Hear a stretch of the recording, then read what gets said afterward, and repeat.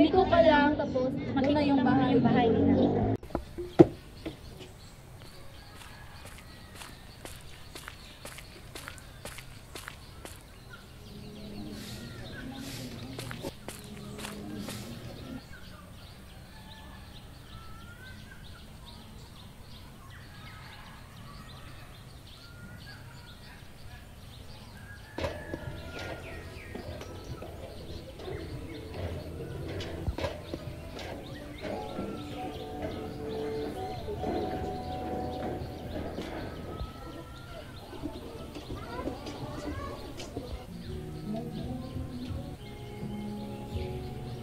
Uy, Iha! Pasok ka! Pasok!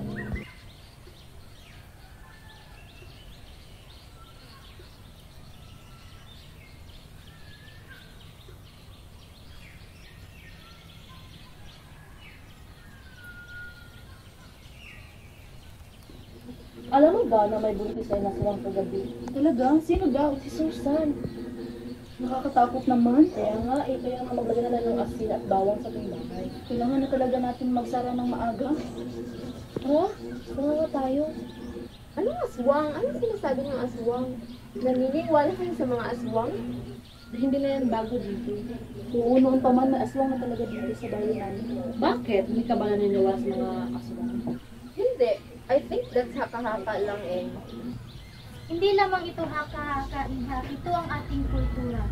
Mga kwento na nagbigay lakas sa ating mga ninuno laban sa mga mananakot noon. Alam mo, nang dahil sa alamat, nagiging mas matibay ang ating pagkakilanlan bilang mga Pilipino. Iha, dito sa bawat dingding ng bahay na ito, may kwento ng ating lahi. Hindi lang kasaysayan, kundi puso ng pagiging Pilipino. The place is good, pero yung mga aswang, tikbalang, I think there's no proof at all. Hindi lang basta haka-haka yan. Nung panahon ng aming mga ninuno, yan lang ang nagbigay tapang upang lumaban sa mga mananakot. Oo, kaya ngayon ang mga halaga pa rin. Bahagi ito ng kasulukuyang kultura.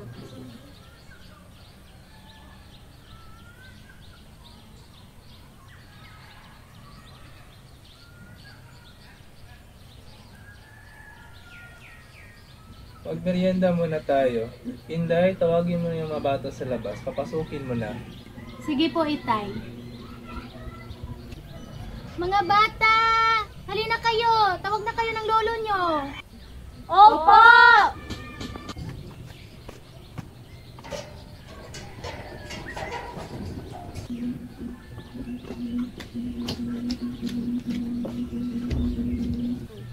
Mga apo, halina't magmerienda muna kayo.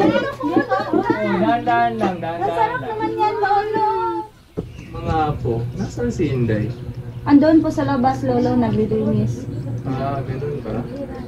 Iha, narinig ko ang usapan niyo kanina. Ang alamat ay hindi takot ang dala, kundi isang paalala.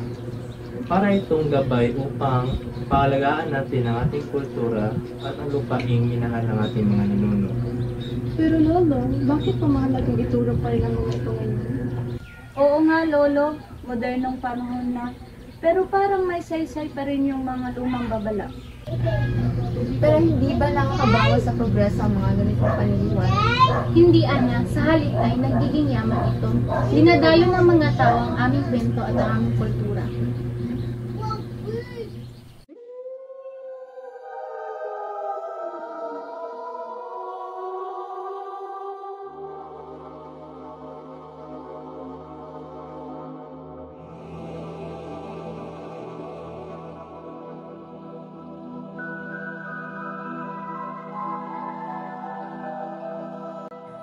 Habang ang lahat ay natutulog, si Ana lamang ang gising.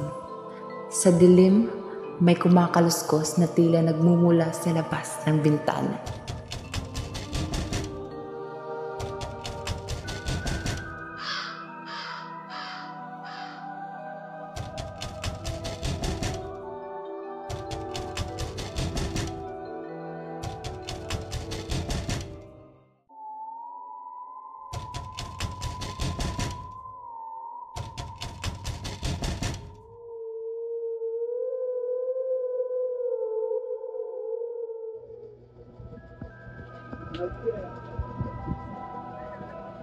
Ano yun? Ano yun? Bakit? Ano problema? Okay ka lang ba? Hindi, ano yun? May narinig ko ba? Oo. Ate! Ate Sela! Ate! Ate Sela, gising! Gising! Gising na! Bakit? Ano yun? May narinig kami kumakalabog sa bubong. Oo nga! Ate! Teka! Ano yun?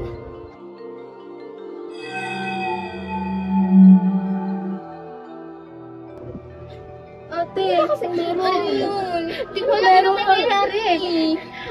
Anong meron? Manahimik kayo. May mga dumadaan talaga rito, ngunit hindi naman sila nananakit kung respeto. Kaya bumalik na kayo sa pagtulog. Sige na.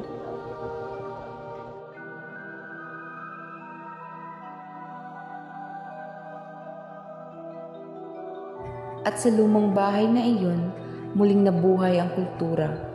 Hindi dahil sa takot, kundi dahil sa paggalang. At sa huli, kahit ang isang dayuhan, maniniwala rin.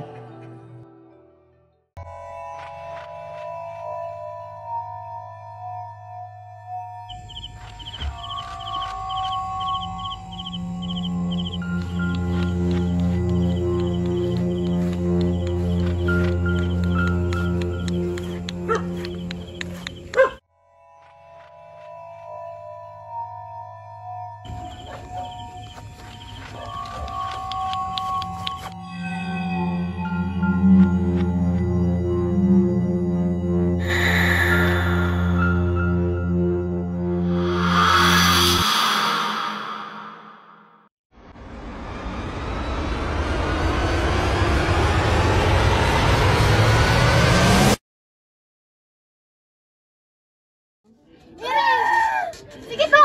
Iris! Iris! Malapit na! Malapit na! Iris!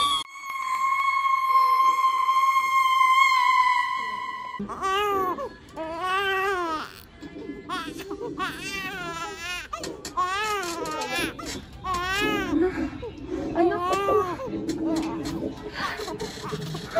Pinuntok ka.